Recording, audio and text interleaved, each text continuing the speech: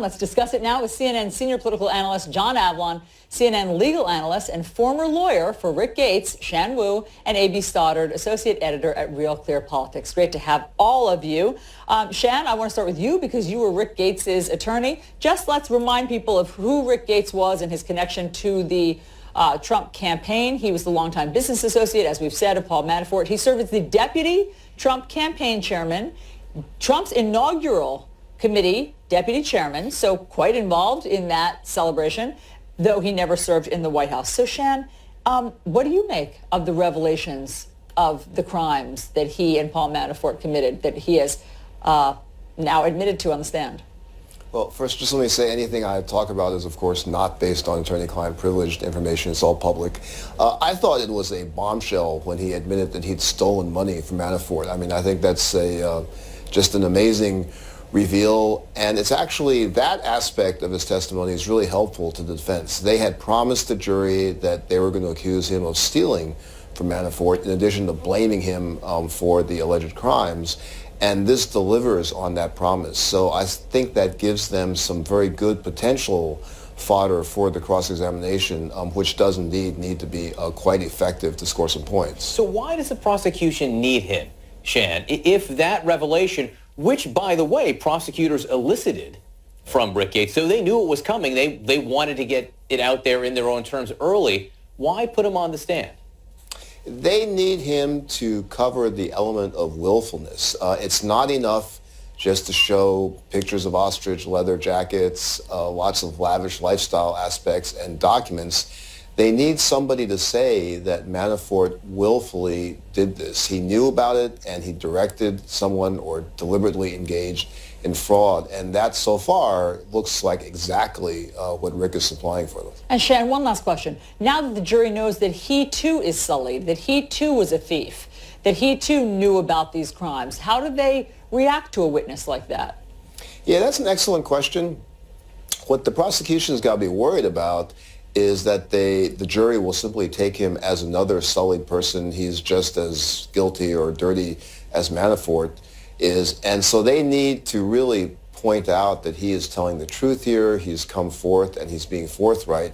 On the other hand, the defense is, of course, hoping to point out that he's not really incentivized to tell the truth. He's just incentivized to say anything the prosecution wants him to say. Yeah, our Laura Coates yesterday said this is the admitted liar versus the accused liar, which, AB, is an interesting picture to paint here when you're considering that the admitted liar is the one-time deputy chair of the president's campaign. The accused liar is the one-time chair of his campaign, and we think the president is watching this trial very closely. That paints an interesting picture.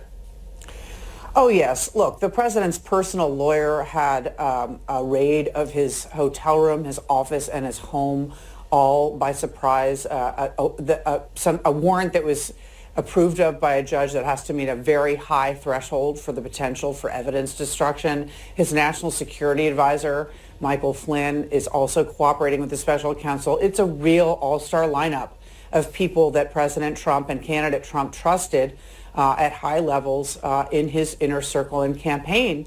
But that aside, this trial is really not about President Trump, and his supporters continue to underscore that.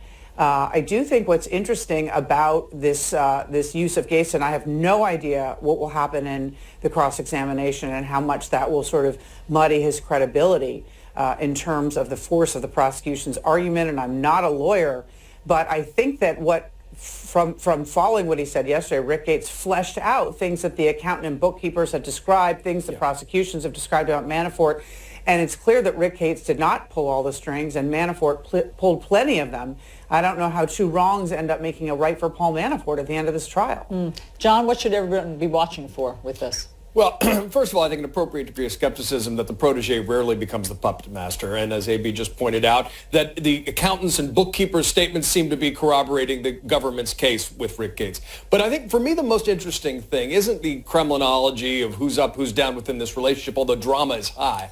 It's looking at the Russian money that flowed to these key folks in the campaign. Different type of Kremlinology. Different flavor of Kremlinology, but still relevant. Among the things we learned yesterday is a Ukrainian Ukrainian-based employee of Manafort, a guy named Konstantin Kalemnik, who has been indicted by Robert Mueller and accused of being a Russian asset, a Russian agent, had control over a key account that they used money from Cyprus.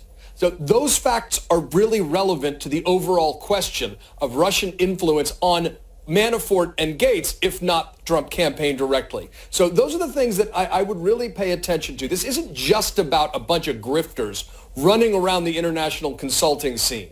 This is about Russian money and being deeply in debt to Russian figures, some of whom had control over accounts and were connected, allegedly, with Russian intelligence. And yet, every time the prosecution tries to introduce certain types of evidence about the nature of these Russians or Ukrainian oligarchs who did give that money or provide that money, the judge seems to snap it back, Shan. And there's this really adversarial relationship developing between the judge here, T.S. Ellis, and the prosecution.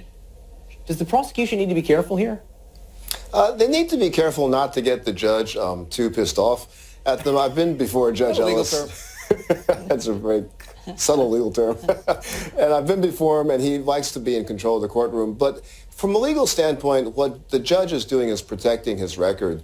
As he had mentioned early in the trial, he doesn't want to engender any resentment on the part of the jury with too much focus on lavish luxuries. Same thing here with the Russian connection. It is relevant, but he wants to control it so it doesn't end up tainting the trial and create an issue on appeal if there is a conviction. I think what's particularly important to think about with the Russian connection is the little bit that we see here obviously is a tip of the iceberg because all of that's been already disclosed and is well known to Mueller's team because Gates has been cooperating all this time. But AB, that's what's so confusing to people who are watching because, you know, we've been cautioned that this trial is not about Russian conspiracy. This has nothing to do with, you know, any Trump campaign ties to Russia. But then there's everything that John spelled out and Shannon just spelled out that how do you divorce the money that they were, you know, their ill-gotten gains from some of that stuff?